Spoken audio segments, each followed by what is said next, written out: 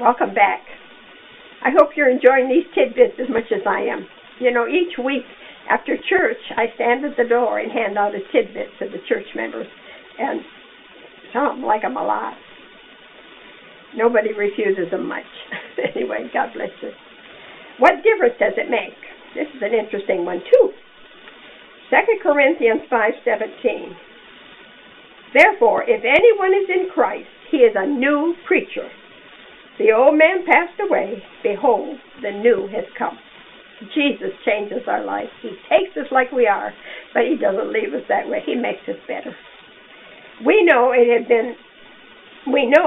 been asked a lot of times, and there have been undoubtedly many answers to the question, what difference does the Galilean make in a life? What difference does Christianity make?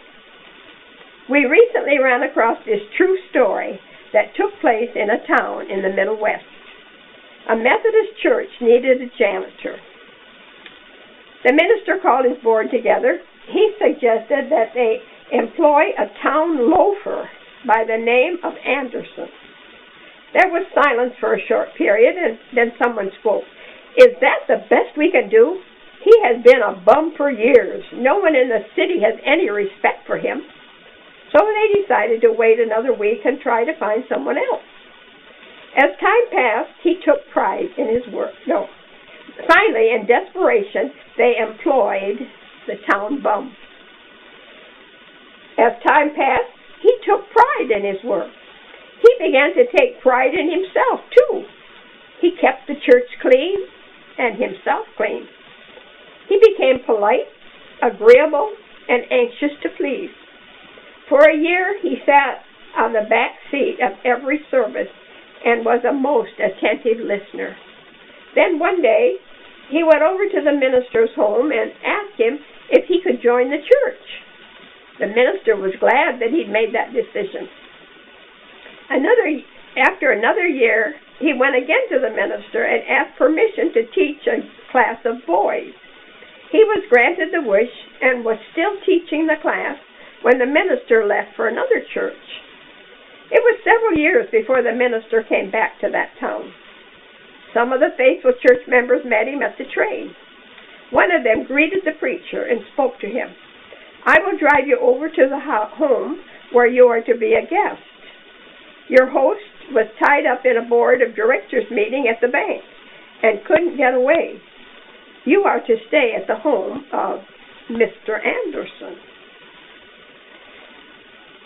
The gentleman explained what had happened.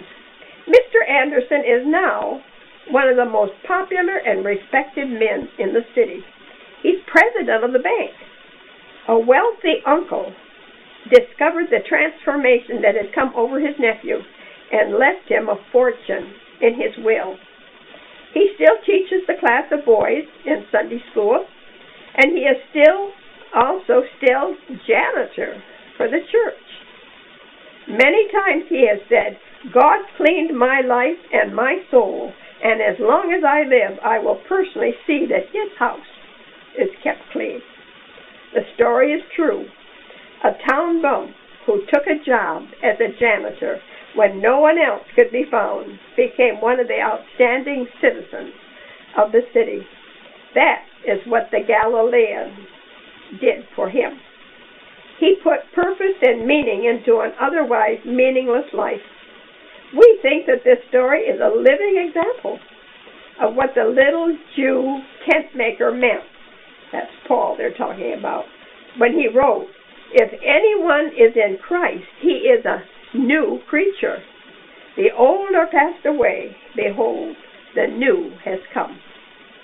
May I close by saying that this is not a new story about the Galilean can do for one.